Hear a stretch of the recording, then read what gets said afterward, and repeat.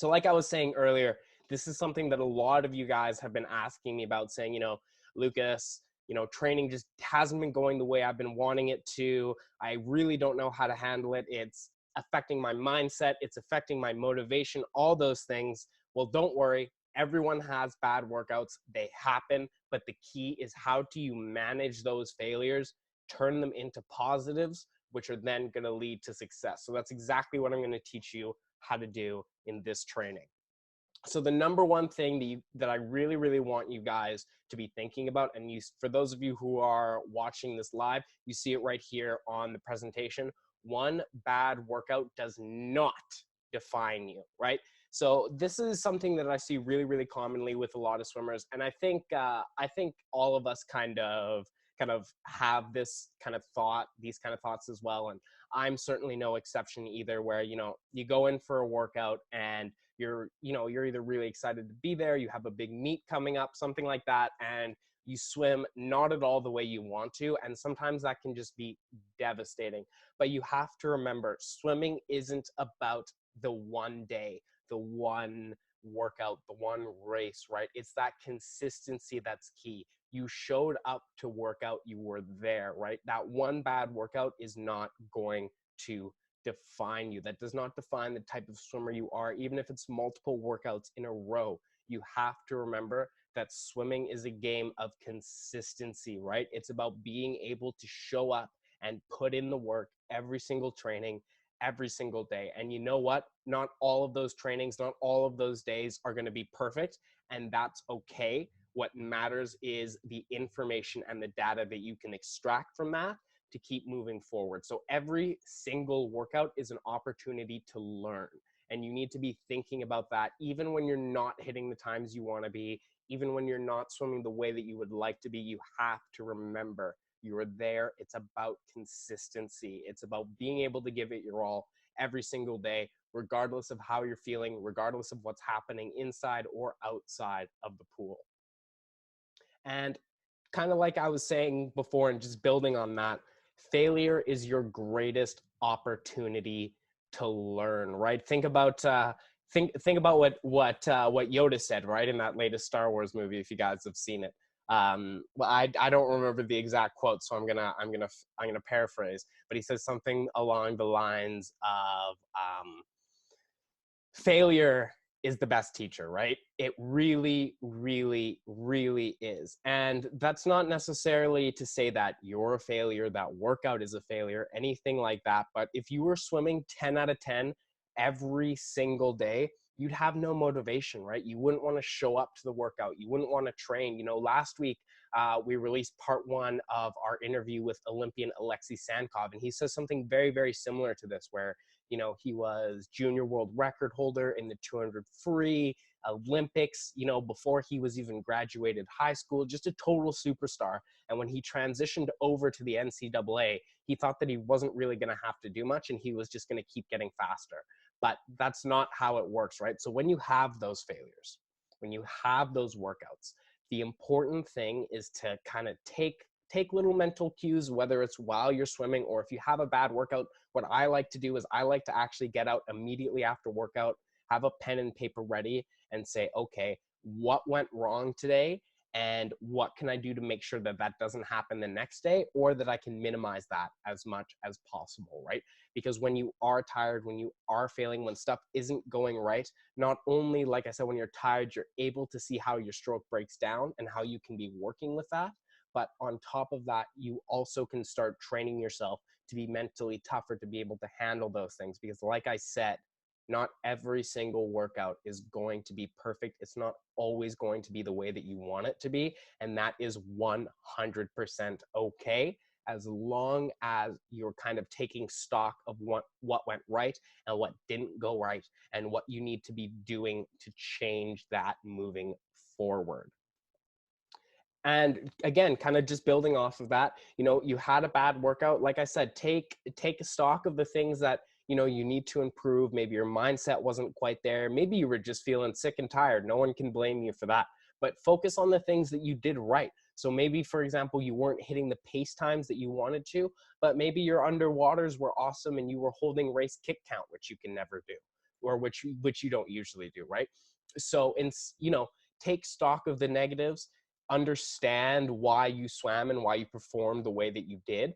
But like I said, you're not going to be able to stay consistent if you're not staying positive, if you're not enjoying it, and if you're not learning, right? So for those bad workouts, make sure that you're also taking the time to celebrate whatever wins that you did have, right? Whatever made you feel good, whatever you thought you were working on to the best of your abilities, that's super important as well. Because again, if you want to be swimming at the highest level, if you want to make those goals that I know all of you guys have, then you need to stay positive. You need to be enjoying your swimming.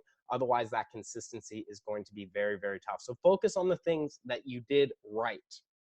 And again, kind of like I just was touching on, work on those details, right? So I'll use myself as an example, right? Just because it's easy and quick to come to my mind.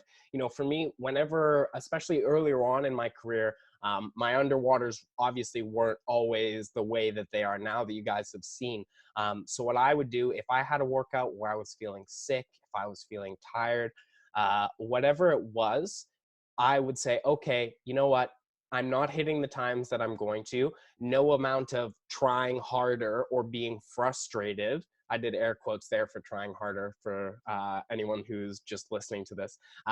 Just trying harder isn't really going to do anything if you're tired or if you're sick. If anything, you're going to put yourself further into the hole than you already are, especially if you're overtrained and over fatigued, which is very common for a lot of swimmers, right? So what I would do is I would say, okay, I'm not hitting the times I'm supposed to be hitting, but for me, I always go 15-meter turns in my race. So I said, okay, I'm going to do every single turn in this workout with 15-meter walls, the exact kick count and the exact distance that I want to be going, right? Or I'd say, okay, I'm feeling really, really tired. This is a great opportunity for me to start working on what happens to my catch when I'm fatigued, right? What happens to my kick? Do I start breathing a little too early, right? Those sorts of things. Because not only are you obviously taking kind of, not being too hard on yourself and taking your mind kind of away from the fact that or to say it better, putting yourself in a more positive headspace,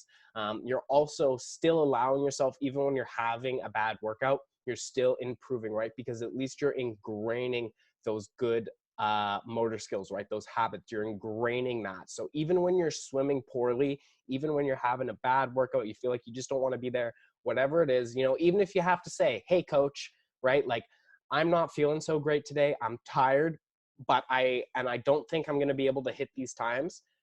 Now, again, don't say that if you're just like, I didn't get enough sleep last night, whatever. But if you're truly having a workout that is poor and is upsetting you, you could just say to your coach, hey, you know what? Like, I'm sick today, or, I'm not feeling so well, or whatever it is that's going on with you. Say, this is what's happening with me. I don't know if I'm going to be able to hit these times today.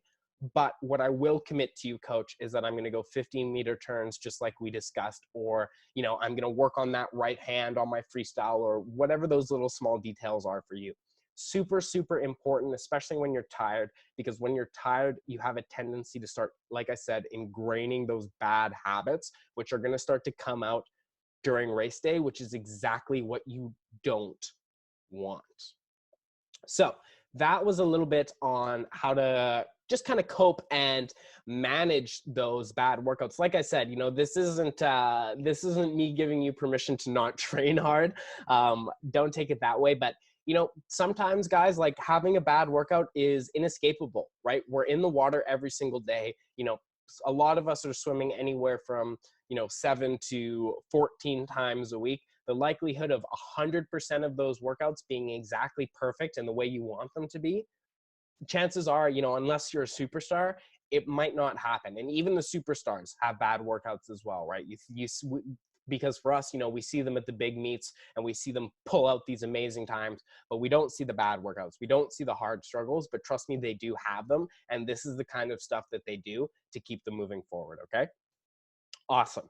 So now I'm going to move on with you guys, and I'm going to teach you the 6th secret that every swimmer should know. Does everything that I'm kind of talking about make sense? Does anyone have any questions, comments, anything like that? Mark, Anyone? No, we're all good? Awesome. Let's keep moving forward. But what exactly is the Academy, you might be asking? Well, the Academy is a revolutionary new way that swimmers around the globe are changing their careers forever. Inside the Academy, you're going to have access to myself, Lucas, coaching you step by step via WhatsApp and weekly Zoom calls with all of the members of the Academy where we can push each other to new and exceptional heights. Then you can dive into an ever expanding library of lessons and secrets from your favorite Olympians. You see here, I teach a full butterfly course. Olympian and European record holder Kira Toussaint covers backstroke. Two-time Olympian Morgan Aubie on breaststroke. And as you can see, we have so much in here, from starts to turns, yoga, weights, dryland, everything in between that you need to be the best swimmer you can be. All you got to do is click below to start your 7-day free trial and change your swimming for the rest of your life. And then once you join, if you don't like it, all good. If you do, it's only $7 a month to stay in the Academy. I'm so excited about this, and I can't wait to start working with you one-on-one. Click down below.